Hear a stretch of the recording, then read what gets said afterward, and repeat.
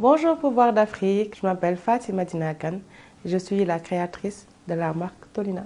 J'ai eu à collaborer avec des artisans, avec des stylistes de renommée en si peu de temps, en 5 ans d'expérience on va dire. Et j'ai été inspirée par ma grand-mère qui fait de la teinture et qui l'a toujours fait depuis que j'ai 5 ans, depuis l'âge de 5 ans.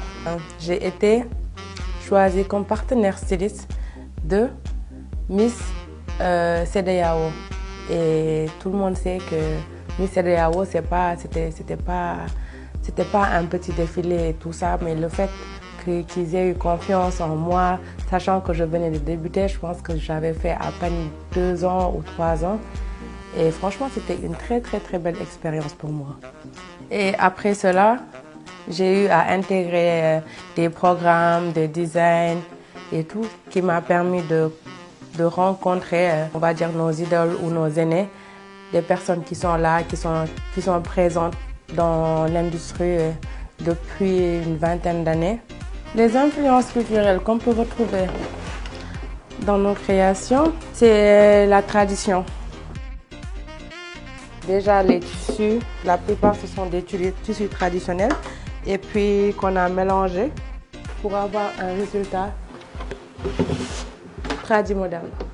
On peut facilement aller au bureau avec, aller à des rendez-vous, des cocktails, sans prise de tête, sans pour se dire que c'est trop africain ou que c'est trop européen. C'était vraiment pas facile, hein, parce que déjà, le premier problème, c'était d'avoir les contacts, des fournisseurs, de la bonne qualité de tissu, de la bonne qualité de teinture. On se faisait toujours arnaquer. La spécialité de ma marque, c'est le mélange de cultures qui fait que ma marque est spéciale. Niveau social, j'embauche énormément de femmes qui travaillent sur les tissus, qui travaillent sur la coloration, qui travaillent sur la teinture, les coutures et tout.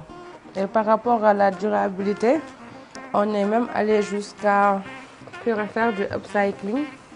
Par exemple, nos chemises pour hommes, et la plupart en ce moment de nos chemises pour hommes, c'est du recyclage parce qu'on a pris des chemises de grandes marques en friperie et qu'on a reteint. Du coup, ça fait qu'on gaspille moins de tissu. On ne va pas refaire toute la chaîne. Le travail est très difficile. La plupart des gens, ils voient juste le produit, le rendu final, mais c'est très difficile.